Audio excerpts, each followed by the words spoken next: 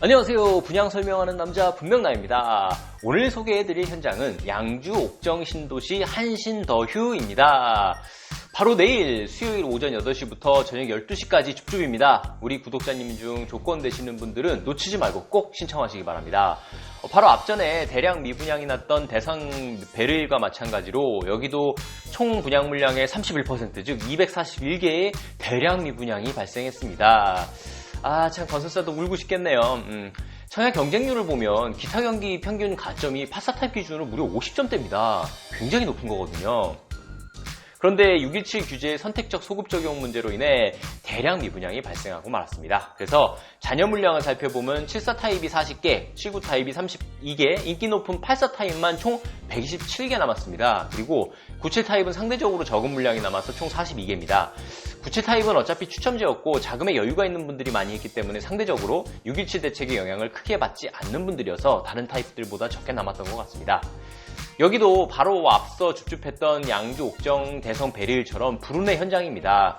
617 대책에서 양주가 조정지역으로 지정되고 참 아무리 생각해도 양주를 조정지역으로 선정한 건 정말 미스테리입니다.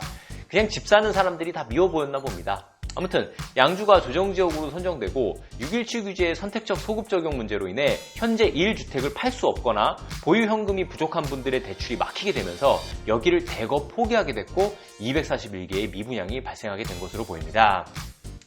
참으로 안타까운데요. 이렇게 규정을 입주자 모집 공고와 완전히 다른 조건으로 느닷없이 소급 적용해버리면 어쩌자는 건지 참 화가 나지 않을 수 없습니다. 또한 이분들은 이제 수도권에서 청약 재당첨 제한에 걸려서 10년간 조정지역 이상 설정된 모든 수도권 지역에 청약이 불가능합니다. 본인뿐 아니라 등본상 같이 사는 가족 전부 안 됩니다. 그래서 우리 구독자님들은 수도권 청약 시 정말 신중해야 됩니다. 수도권 전역이 조정지역이라 어설프게 청약통장 한번 잘못 쓰면 재당첨 제한에 걸려서 최대 10년까지 본인과 가족 전부 수도권에 청약 안 됩니다. 꼭 주의하시기 바랍니다. 이제 막 넣으면 안 됩니다. 이번에 한신더휴가 이렇게 대량 미분양이 나온 것은 옥정 베르일과 마찬가지로 대출 규제 때문입니다. 대출이 LTV 50%까지밖에 안 나옵니다. 중도금이 60%니까 10%는 추가로 현금 조달하셔야 됩니다. 쉽게 설명하면 계약할 때 10% 돈 내고 제일 마지막 회차인 2022년 12월 15일에 10% 돈을 추가로 내야 됩니다. 이렇게 자기 자본 20%가 필요한 것입니다. 물론 이제 마지막 회차는 지연이자를 무는 방법도 있긴 한데 원칙상은 자기 자본으로 현금 잔압을 해야 됩니다. 자주 헷갈리시는 게 종전에 여기 청약으로 당첨된 분들까지는 중도금 60%까지 대출 나옵니다.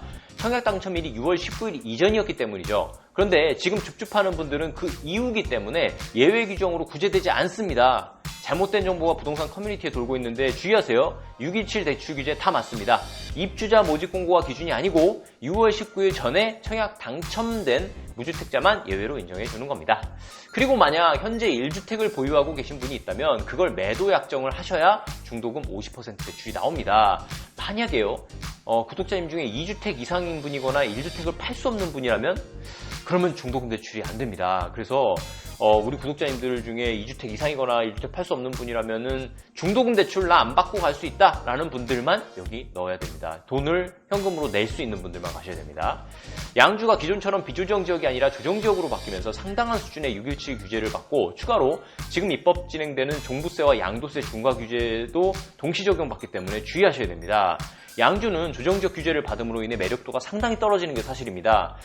이제 투자자 흐름도 동일한 규제를 받을 바에는 확실히 외곽을 버리고 서울이나 경기 안쪽으로 들어가고자 하는 트렌드가 확고해졌습니다. 서울은 그래서 더 오를 건데 상대적으로 동일한 규제를 받는 양주는 상당 기간 동안 보합될 것을 예상하셔야 됩니다. 조정지역 규제나 투기과열 규제나 비슷하거든요.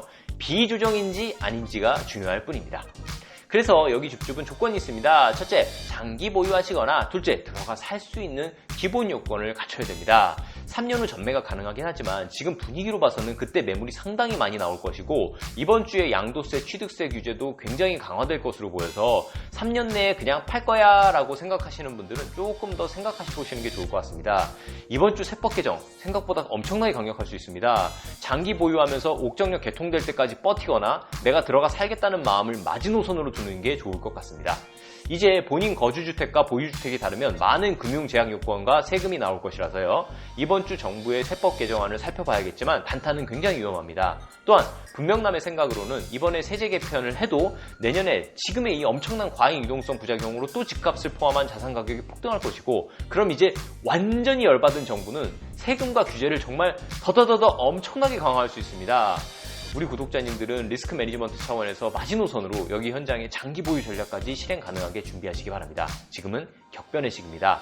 물론 격변 기간에 정부의 정책과 반대로 하면 돈을 번다는 통설이 있긴 하지만 저 분명남은 그렇게 고위험 투자 성향은 아니라서요. 자, 이렇게 긴급하게 양주 옥정 신도시 한신더유 줍줍에 대해 말씀드렸습니다. 조건이나 상황 되시는 우리 구독자님들께서 241개 모두 가져가시길 간절히 바랍니다. 그리고 좋아요와 구독, 알림 설정까지 해주시면 남들보다 더 유리한 정보 경쟁력으로 청약과 부동산 투자에서 이길 수 있게 도와드리겠습니다. 시청해주셔서 감사합니다.